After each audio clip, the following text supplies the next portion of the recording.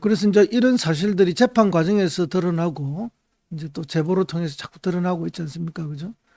우리 국민들이 깜짝 놀라죠. 22억 9천만 원인가요? 약 23억에 가까운 엄청난 이익을 주가 조작을 통해서 윤건희 대통령 부인과 또 그 친정 어머니가 지금 이익을 남겼다라고 이제 검찰의 주장이 드러나게 된 거죠. 그런데도 서면 조사 한번 하고 말았다는 거 아닙니까? 조사를 안 한다는 거죠. 그러면서 주장은 무슨 주장을 하는가 하면은 결혼 전에 있었던 일이다. 그죠?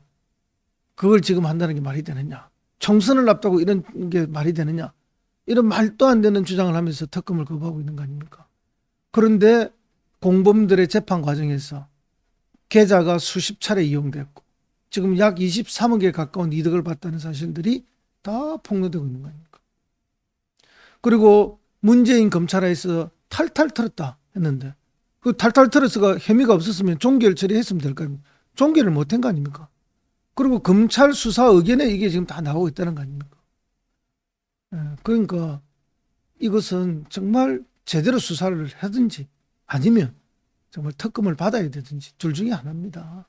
근데 지금 수사를 안 하니까 특검을 지금 법을 통과시키는 거 아닙니까? 근데 그걸 거부했다. 말이 안 되는 거 아니에요.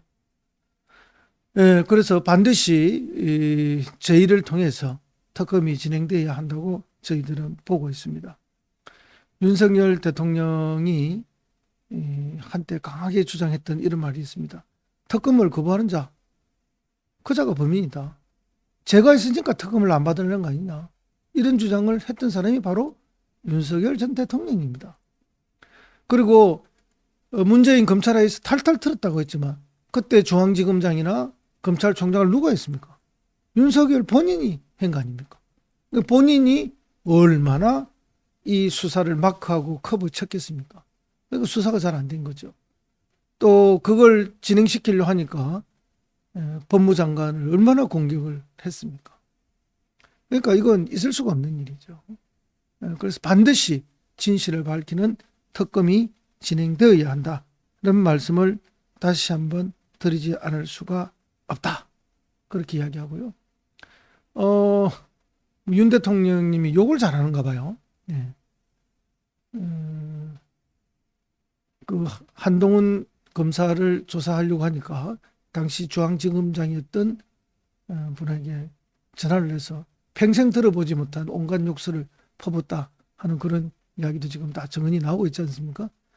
아마 김건희 씨 모녀에 대한 그런 수사 과정에서도 우리는 윤석열 검사의 강한 이런 그 블락킹이 있었을 거다라고 추정을 하죠. 그래서 문재인 정권하에서 탈탈 털었다는 말은 전혀 신빙성이 없는 이야기다. 이제야말로 제대로 한번 탈탈 털어서 조사를 해봐야 되겠다. 특검을 해야 된다라는 주장을 합니다. 우리 국민들이요, 수십 차례 그 계좌가 활용되고 매매가 이루어지고 그걸 통정매매라 그랬나요? 미리 알려주고 사고 팔고 또 사고 팔고 나면은 사고 판 거 알려주고 이렇게 했다는 거 아닙니까? 그리고 23억 가까운 지금 수익도 남겼다는 거 아닙니까? 이 사실들이 온 국민들이 지금 알고 있는데 알려지고 있는데 어느 국민이 그죠? 그리고 한동훈 비대위원장 진짜 웃기지 않습니까? 김건희 특검법이라는 말을 못해요. 도이치 특검법이래. 도이치모터 특검법. 완전 홍길동이 돼서 갑자기 아버지를 아버지라 부르지 못하는, 김건희 특검을 김건희 특검이라 부르지 못하고 도이치 특검이라고 부르는 이 이상한 시대, 그 비상대책위원장 한동훈이 얼마나 역사 앞에 국민 앞에 큰 죄를 짓고 있는지 우리는 똑똑히 알고 있습니다.